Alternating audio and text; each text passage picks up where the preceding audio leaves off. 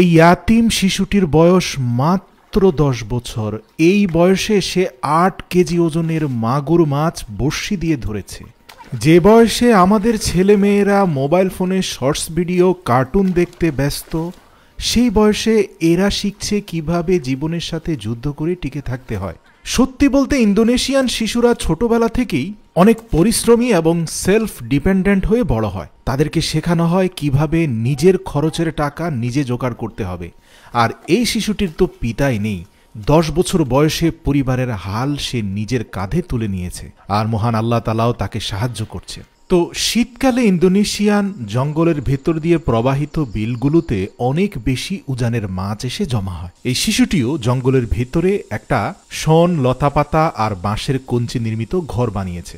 সে রাতের বেলা সেখানেই থাকে। একদম সকালে ফজরের নামাজের আজান দেওয়ার পরে পায়ের মধ্যে একটা প্লাস্টিকের গামবোর্ড পরে ফিশ ক্যাচারটাকে পিঠের পেছনে ঝুলিয়ে সোজা চলে যায় জঙ্গলের ভেতরে। সর্বপ্রথম বড়শির হুক হিসাবে 4টা শক্তপোক্ত মজবুত বাঁশের কঞ্চি কাদামাটির ভেতরে স্থাপন করে, যার উপরে আবার প্লাস্টিকের বোতল ঝুলিয়ে দেয় যাতে বড়শির সুতাটাকে সেখানে রাউন্ড সার্কেলে মুড়িয়ে রাখা যায়। এরপরে এই শিশু গভীর জঙ্গলে ডুব দেয়, মাটি খুঁড়ে ময়লা আবর্জনার ভিতরে লুকিয়ে থাকা কেঁচো সংগ্রহ করে।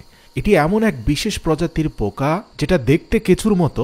এই পোকা বড়শির চার হিসাবে ব্যবহার করলে অনেক বড় বড় মাছকে আকৃষ্ট করা যায়। তো সে একটা কাটা বাঁশের পাত্র সংগ্রহ করে সেখানে অসংখ্য পোকামাকড় জমা করে রাখলো এবং দীর্ঘ 1 ঘন্টা পরিশ্রমে অন্তত আধা কেজি পরিমাণ পোকা সংগ্রহ করে এবার সে তার বড়শির 3টি সেন্ট্রাল পয়েন্টের মধ্যে বড়শির হুকের মধ্যে 4 হিসাবে সেই পোকাকে সংযুক্ত করলো। এছাড়াও মাছ ধরার কৌশল হিসাবে বড়শির হুক থেকে মোটামুটি 8-10 হাত দূরে একটা ককশিটকে বেঁধে দিল, যাতে মাছের গতিবিধি বুঝে মাছগুলোকে বড়শির ফাঁদে আটকানো যায়। ব্যাস, এরপরে পোকা গেঁথে বড়শিটাকে জঙ্গলের প্রবাহিত খালের মধ্যে ফেলে দিয়ে চুপ করে বসে রইল। আমার কাছে সবচেয়ে অবাক লাগে এই শিশু কতটা ধৈর্যশীল, দেখতে পেরেছেন? এই মাছ ধরাটা তার কাছে একটা প্যাশনের মতো।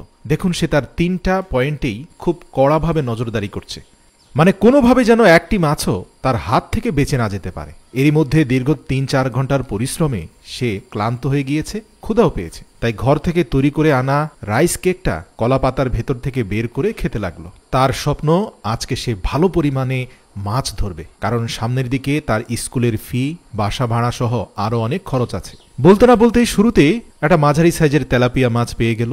শুরুটা বেশ ভালোই বলতে হবে। ধারাবাহিকভাবে অল্প কিছু সময়ের মধ্যে ছোট বড় মাঝারি বেশ কিছু মাছ সে উঠিয়ে ফেলল। মাছ অল্প আসুক অথবা বেশি, সে কিন্তু ধৈর্য ধরে চুপচাপ বড়শি ফেলে বসে আছে। ছোট মাছ ধরা পড়লে যে মন খারাপ করবে এমনটা নয়, সে সব কিছুতেই খুশি। আর এজন্যই ধৈর্যের ফলস্বরূপ মোটামুটি 2-2.5 কেজি ওজনের একটা কার্ফু মাছ সে পেয়ে গেল। তো সবগুলো মাছকে একটা প্লাস্টিকের মজবুত জালের ভেতরে ঢুকিয়ে পানিতে সে এগুলোকে ভাসিয়ে রাখে, যার মুখটা আবার বড় একটা বাঁশের কঞ্চির সাথে বাঁধা রয়েছে, যাতে মাছগুলো দীর্ঘ সময় পর্যন্ত বেঁচে থাকতে পারে, পচে না যায়। মাছগুলো জীবিত থাকলে এগুলো বেশি মূল্যে বিক্রি করা সম্ভব। সত্যি আমাদের অনেক কিছু শেখার আছে এই ছোট্ট বালকের কাছ থেকে। বড় মাঝারি সব মিলিয়ে ইতিমধ্যে সে প্রায় 10 কেজি পরিমাণে মাছ ধরে ফেলেছে। এখন সে দ্রুতই বাড়ি ফিরবে, কারণ অত্যাধিক পরিমাণে মাছের ওজন হয়ে গেলে তার পক্ষে ক্যারি করে সেগুলো বাজারে নিয়ে যাওয়া, বিশেষ করে জঙ্গলের উঁচু নিচু পাহাড়ি পথ ধরে, সেটা কঠিন হয়ে যাবে। আর বাড়ি যাওয়ার চিন্তা যখন করছে, এরই মধ্যে এক বিশাল মাগুর মাছ এসে ধরা পড়লো তার বড়শিতে। মাগুর মাছটি দেখতে বেশ বড়সড়, হৃষ্টপুষ্ট, মোটামুটি 7-8 কেজি তো হবেই। ব্যাস, এটাকে উঠিয়ে এনে দীর্ঘ সময় পর্যন্ত কাদামাটিতে ফেলে রাখলো, যাতে মাছটি খুব সহজেই মরে যায়, কারণ তার পক্ষে জীবিত মাগুর মাছকে কন্ট্রোল করা সম্ভব হবে না। তবে মাছটি ওঠার পরে সে অনেক এক্সাইটেড হয়ে গিয়েছে, সে আজ অনেক খুশি। ইয়াতিম বালক খায়ের আজ সে অনেক মাছ ধরতে পেরেছে। বিশেষ করে সে যতটুকু ধারণ করতে পারবে তার বাইরে বাড়তি 8 কেজি ওজনের একটা মাগুর মাছও সে ধরে ফেলেছে। তাই তো নির্ধারিত মাছগুলোকে পিঠের পেছনে নিয়ে মাগুর মাছটাকে সে হাতে নিয়ে নিল। যাই হোক, এই পাহাড়ি উঁচু নিচু রাস্তা, এই বিশাল মাগুর মাছ সহ পেছনের মাছগুলো ক্যারি করে নিয়ে যাওয়া যথেষ্ট কষ্টকর। কিন্তু ওই যে কথায় বলে না, মনে যদি আনন্দ থাকে তাহলে প্রয়োজনের থেকেও বেশি ভার বইতে কষ্ট লাগে না। সোজা চলে গেল খুব কাছের একটি বাজারের পাশ দিয়ে চলে যাওয়া রাস্তার ধারে। সেখানে গিয়ে একটা পলিথিনের উপর সবগুলো মাছের পর্সা সাজিয়ে বসে গেল শিশু খায়ের। আপনাদের জানিয়ে রাখি, গত মাসে সে একটা ওয়েটিং মেশিন কিনেছে।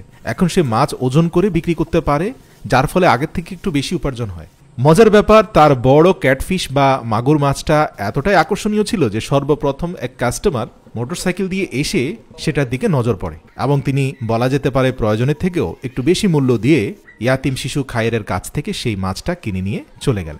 ইয়াতিম শিশু খায়ের অনেক খুশি, দিনের শুরুটা বেশ ভালো হয়েছে, যার কারণে ধারাবাহিকভাবে এক এক করে সবগুলো মাছ তার বিক্রি হয়ে গেল। যথেষ্ট ভালো উপার্জনও হয়েছে, চাইলে আগামী 2 দিন কাজ না করলেও চলবে। কিন্তু বসে থাকার শিশু খায়ের নয়, সে জানে জীবন মানে সংগ্রাম, জীবন মানে যুদ্ধ, এখানে বিশ্রাম নিলে হেরে যেতে হবে।